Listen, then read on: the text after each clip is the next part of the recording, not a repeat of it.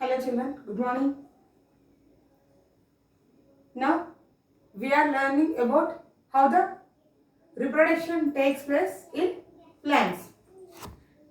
Till now we have learned about sexual reproduction in plants. Here the reproduction is divided into sexual and asexual type. So we have already learned about sexual reproduction. Here why we are mentioning as sexual reproduction means within the single flower there is the fusion of male and female gametes which results in the formation of a zygote and develops into a fruit. So main thing is here both male and female reproductive parts are involved. So we are calling it as sexual reproduction. And the next type is the asexual reproduction. Here asexual means only single parent involves in the process of reproduction. For example, it may be leaf, stem, root. Okay? These are some examples of asexual reproduction through which we are going to develop a new plant. In this one, asexual reproduction, again there are many types, means each and every part of a plant will give rise to a new plant. So, in this chapter, you are going to learn three things, that are vegetative reproduction, budding and spore formation. In addition to this, there are fragmentation, tissue culture, but in this lesson you are learning about vegetative propagation, budding and spore formation. In that the first topic is vegetative propagation. Here the name itself, it says vegetative means here the leaf, stem, root, leaf, these all are comes under the vegetative parts of your plant. So that's why we call it as vegetative propagation. Here the vegetative part of a plant, it may be root, stem, leaf, will give rise to a new plant. That is, for example, carrot, beetroot, radish, these all are the part, means it is a part of your plant, that is root. In the previous class itself you have learned about this. So these are developed from the roots. But there are some parts like potato, onion, garlic, these all are stem part. This stem part, from the stem part itself again a new plant will grow. Next one is the stem part, only if you cut and place it into the another part, that is the stem part, means if you cut the branch of some plant and place it in the soil, again it will give rise to new plant. For example, that one is jasmine, chrysanthemum, rose, these all are comes under the stem part only. If you see some leaves, from the leaves only again a new plant will develop. Examples for that one is begonia, bryophyllum. These plants, means from the, if you see for example, the bryophyllum, it is curved. Here you can see the edges. In that curved edges, you can see some roots are developing. From the roots only again a new plant will develop. Means from the leaf itself, there is the growth of new baby plant. So, these are some examples of vegetative part. For example, you can see the potato. Take a potato. There are curved structures on the potato and wide structures are growing from them. We call them as eyes. These eyes means cut the potato into many parts. Take some eye parts and some other parts of the potato. take 2 bowls and place them in that one, in the soil, and allow to pour some water. After few days, you can see, you can observe that the potato, means the piece of potato which consisting of eyes, will give rise to new plant. But the part of the potato which does not have eyes will not develop into new plant. Okay, this is about the how a plant is developed from the potato. We call it as modified stem. Potato as a modified stem, not only potato, onion, garlic. Okay, next, if you see this potato, it is a stem pod, means from the stem pod only we are getting a new plant. Bryophyllum, from the leaf itself again we are getting a new baby plant. Next, jasmine and rose, means we are cutting a branch and again placing in the soil. Then that part will give rise to a new plant. Okay, this is about vegetative propagation. Next one, budding. I think you may see the batter which is prepared for idli, dosa, means after grinding it, we will leave it for 6 to 7 hours to ferment.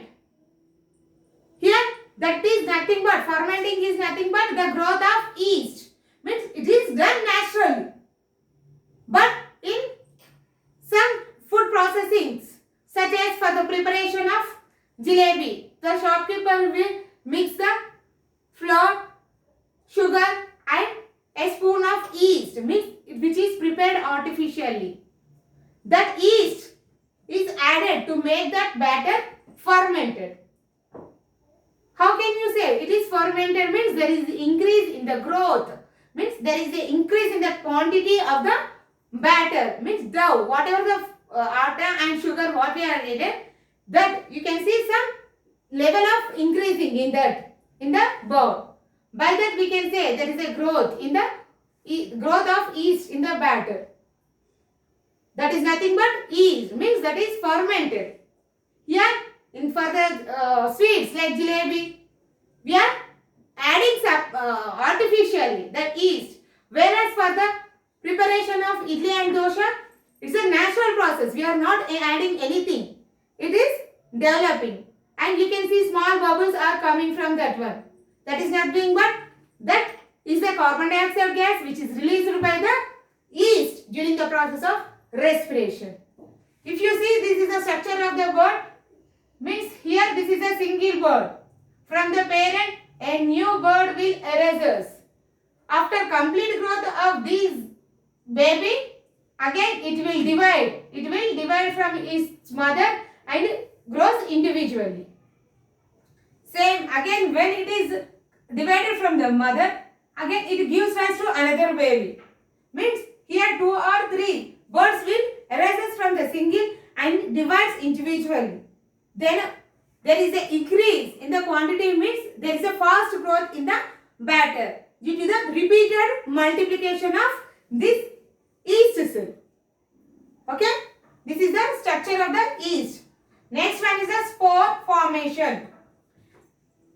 Good example for spore formation is, take a slice, 2 to 3 slices of bread, just keep them in the polythene cover. Tie it, just sprinkle some water before placing in the polythene cover. Tie it with the rubber band or fold it tightly and allow it some amount of temperature. Then what happens? There is a growth, means fungus formation will observe. That is nothing but, you will say the bread has spoiled. How can you say? By observing the black color, black or grey, sometimes whitish color structures. You can see those are nothing but here hairy like structure. For that one dot like structure is present. That is nothing but rhizopus. It is a fungi. How it happens means, when a food gets spoiled due to this fungi. Here this is the fungi, this structure you can see the dot-like structure which is filled with spores. Dot-like structures are nothing but spores. When that fungi grows full, means has developed properly, it bursts. This will burst. See, when it will burst, it releases the spores around us, around it. When the spores fall on the rotten food materials, not only bread, any food, spoiled food items, then that spores will absorb the nutrients from that rotten food and will grow individually. So it will grow, means it will take continuously. Then within one day only there is a rapid growth, means there is a increased volume of these rhizopores. Why these rhizopores will grow on rotten food materials, means here it is a plant pot only. But it will grow on rotten food items, means it does not consisting of chlorophyll to prepare its food materials. So it will grow on the spoiled food items. Okay? For example, that is the rhizopores which will grow on the bread that you can usually see at your home. If you want, you can try this experiment by wrapping the bread slices in a cover, polythene cover. And the important thing is, from these fungi only, the scientist called Alexander Fleming discovered the first antibiotic called penicillin. Here, antibiotic, name antibiotic means why we are using, means when you are suffering from a disease, we are taking some artificial medicines in the form of artificial form. These antibiotics will fight against the disease causing microorganism and kill that microorganism. So, we are taking in the artificial manner, that is the chemicals.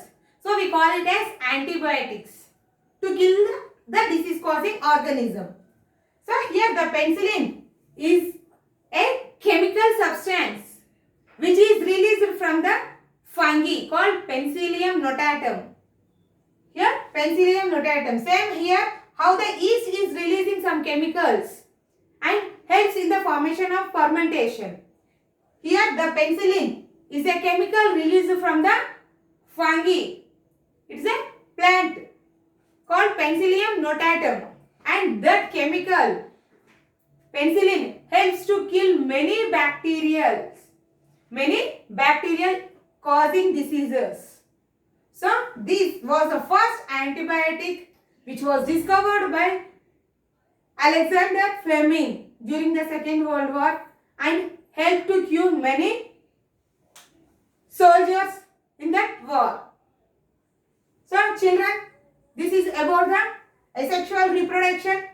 By this, we have completed our chapter Reproduction in Plants. Try to write your own notes. Okay? Thank you, children. See you in the next class with a new chapter.